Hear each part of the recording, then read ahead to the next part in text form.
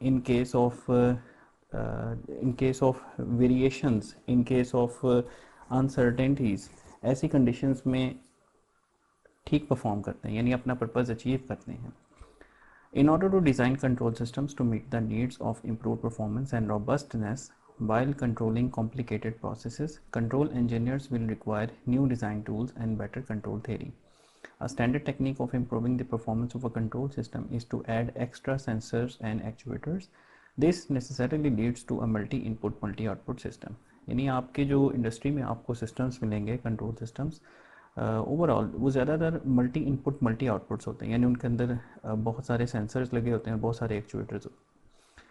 अब हमारा control system ऐसा होना चाहिए कि जिस पे अगर डिस्टर्बेंस आए या कोई अनसर्टेनिटी आए या कोई पैरामीटर वेरिएशंस हो जाएं तो हमारा कंट्रोल सिस्टम फेल ना हो, वो अपना पर्पज़ अचीव करता रहे. तो इस तरह इसको हम कह सकते हैं रेजिलिएंट कंट्रोल सिस्टम, यानी ऐसा कंट्रोल सिस्टम जो ड्यूरेबल है. वो यानी इसकी मिसाल आप यूँ समझ लें कि जैसे आप घर पे पेंट करते हैं, तो पेंट पे जो है, जो बाहर घर के बाहर पेंट होता है, उस पर आंधी आती है, तूफ़ान होता है, उस पर बारिशें होती हैं, तो वो पेंट ख़राब नहीं होना चाहिए, तो उसको हम कहेंगे robust paint.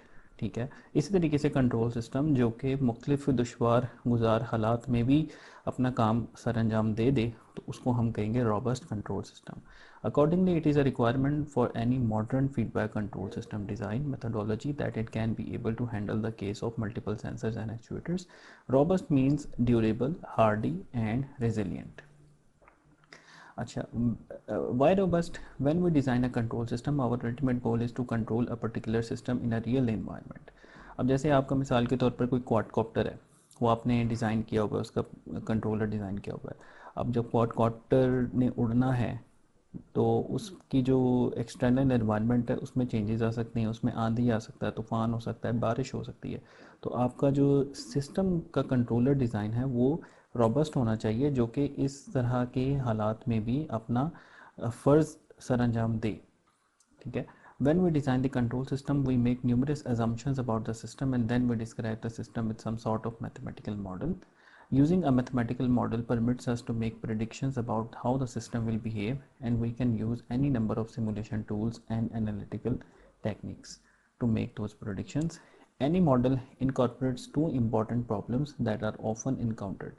A disturbance signal is added to the control input to the plant that account for wind gusts in airplanes, changes in ambient temperature in ovens, and noise that is added to the sensor output. तो जो आपका disturbance signal हो सकता है वो wind gust की form में हो सकता है, अगर आपके एयरप्लेन्स हैं, आपका F-16 है, या आपका क्वाडकॉप्टर है, या आपके जो है एम्बिएंट टेम्परेचर में चेंजेस हो सकती हैं, या अगर आपकी सेंसर जो है सेंसरी इनपुट्स हैं तो उसके अंदर जो नॉइज़ होती है उसको आप डिस्टर्बेंस में काउंट कर सकते हैं. तो आपका कंट्रोल सिस्टम इन सब की मौजूदगी में भी परफॉर्म करना चाहिए, यानी वो क्लीन कंडीशन में भी परफॉर्म करे विदाउट दीज अबनॉर्मेलिटीज़, और इन अबनॉर्मेलिटीज़ में भी सही परफॉर्म करना चाहिए आपका सिस्टम. तो इस तरह के सिस्टम को हम रॉबस्ट कंट्रोल सिस्टम बोलेंगे. A robust control system exhibits the desired performance despite the presence of significant plant process uncertainty. The goal of robust design is to retain assurance of a system performance in spite of model inaccuracies and changes. A system is robust when it has acceptable changes in performance due to model changes or inaccuracies. तो ये आपके सामने control system की block diagram है, जिसमें ROS आपकी input है, pre amplifier है. ठीक है. उसके बाद कंपैरेटर लगा हुआ है, फिर कंट्रोलर है, देन हमने एक डिस्टर्बेंस ऐड कर दी. यहाँ पे एक डिस्टर्बेंस आ रही है जो कि आगे प्लांट को जा रही है, जो कंट्रोल वेल्व हो सकता है, मोटर हो सकती है, और उससे आगे एक प्रोसेस वेरिएबल आपका अफेक्ट हो रहा है, YOFS. ठीक है. अब ये इसकी जो यहाँ पे आपने सेंसर लगाया इसकी मेजरमेंट के लिए, उसमें नॉइज़ भी आ सकती है. जो आपके सेंसर होते हैं, pressure sensor, temperature sensor, flow sensor, उनमें नॉइज़ आ सकती है, और वो नॉइज़ जो है सेंसर के साथ सेंस होके आगे फीड होगी. तो आपका कंट्रोल सिस्टम ऐसा होना चाहिए जो कि इस जो सेट पॉइंट है ROS, इसको अचीव करे, यानी आपका YOS ROS को अचीव करे in the presence of D and N. यानी D और N अगर सिस्टम में मौजूद हैं तो भी आपका Y ROS को मीट करे, यानी आपके आउटपुट आपके सेट पॉइंट को मीट करे. So that is basically the definition of a robust control system.